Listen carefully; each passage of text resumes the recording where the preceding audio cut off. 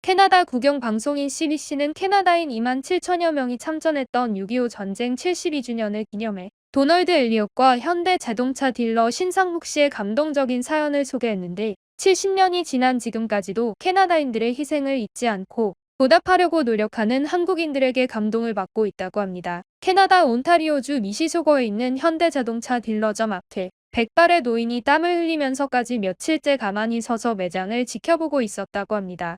일주일이 지나고 백발의 노인은 매장 안으로 들어와 수많은 직원들 중에서 꼭 한국인 신상묵 씨에게 차를 구매하고 싶다 말했다고 합니다. 신상묵 씨를 물끄러미 바라보던 노인은 혹시 한국인인가요? 라고 물어보았고 한국인이 맞다고 하자 노인은 자신을 엘리엇이라고 소개하며 한국인이라면 나의 이야기 좀 들어줄 수 있느냐라고 물어봤다고 합니다. 엘리엇의 입에서는 가슴 아픈 사연이 흘러나오기 시작했는데 한국은 나에게 가까우면서도 먼 가슴 아픈 나라다. 나의 형은 20살의 어린 나이로 아무런 연고도 없는 한국이라는 작은 나라를 지키기 위해 한국 전쟁에 참전했다. 실제로 캐나다는 한국전 당시 2만 7천 명의 병력을 파병해 주었으며 6천 명이 넘는 중공군을 단 450명의 병력으로 막아낸 가평 전투에서는 창호까지 밀고 들어오는 중공군을 상대로 후방의 포병대에게 죽음을 무릅쓰고 자신들이 있는 위치로 포격을 요청해 전선을 사수하는 모습을 보여줬습니다.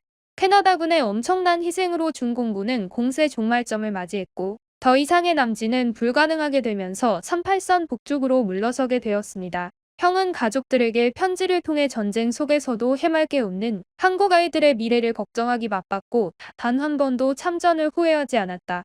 한국을 그 누구보다 좋아했던 형은 끝내 돌아오지 못하고 중공군의 포격에 전사했다는 얘기를 듣게 되었다. 가난했던 우리 가족은 형의 유해를 찾기 위해 한국을 갈 수 있는 상황이 아니었고 전쟁이 끝나고 뒤늦게 형을 수소문해봤지만 60년이 지나도록 형을 찾지 못하고 있다. 하지만 우리는 한국을 원망하지 않았다. 오히려 형이 피를 흘리며 자유를 지켜낸 한국이 자랑스러웠다. 우리 가족은 60년간 형이 지켜낸 한국이 선진국으로 성장하는 모습을 보면서 형의 희생이 헛되지 않았다고 생각해왔다. 하지만 형에 대한 그리움이 남아있던 나는 한국의 자동차 회사가 캐나다에 있다는 소리를 듣고 방문했는데 한국인인 당신을 보니 형에 대한 그리움이 터져 나오는 것 같다. 웃으면서도 눈물을 흘리는 그를 본 신상묵 씨는 자신이 도울 수 있는 게 없을까 생각하다가 형의 이름을 알 수 있을까요? 라고 물어보았고 엘리엇은 로이 더글러스 엘리엇라고 답했습니다. 보통의 딜러였다면 자동차만 팔고 모른 척했겠지만 신상묵 씨는 한국인이기 때문에 그를 돕고 싶다라고 생각했다고 합니다.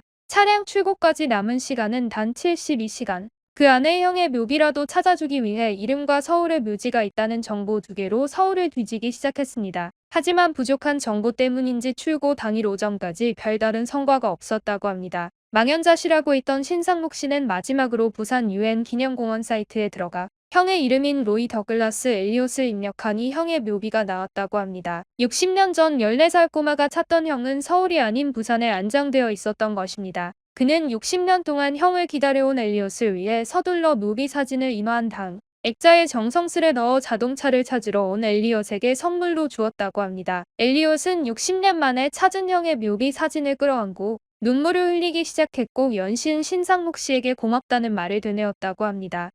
이에 신상묵 씨는 당신의 형 덕분에 현재 제가 여기에 있을 수 있었다. 오히려 한국인으로서 죄송하면서도 감사하다라고 말했다고 합니다. 해당 내용은 페이스북을 중심으로 퍼지면서 한국의 자유를 지키기 위해 낯선 나라에서 자신을 희생한 용사와 그들에 대한 고마움을 잊지 않았던 신상묵 딜러가 만들어낸 기적 같은 이야기가 CBC를 통해 전 세계로 퍼지게 되었습니다. 묘비를 찾았어도 형편상 부산으로 올 수 없었던 도널드 엘리엇과 가족들은 뒤늦게 소식을 접한 국가보훈처의 초대로 한국을 방문하게 되었고 60년 만에 가슴에 묻어뒀던 형을 만나게 되었다고 합니다.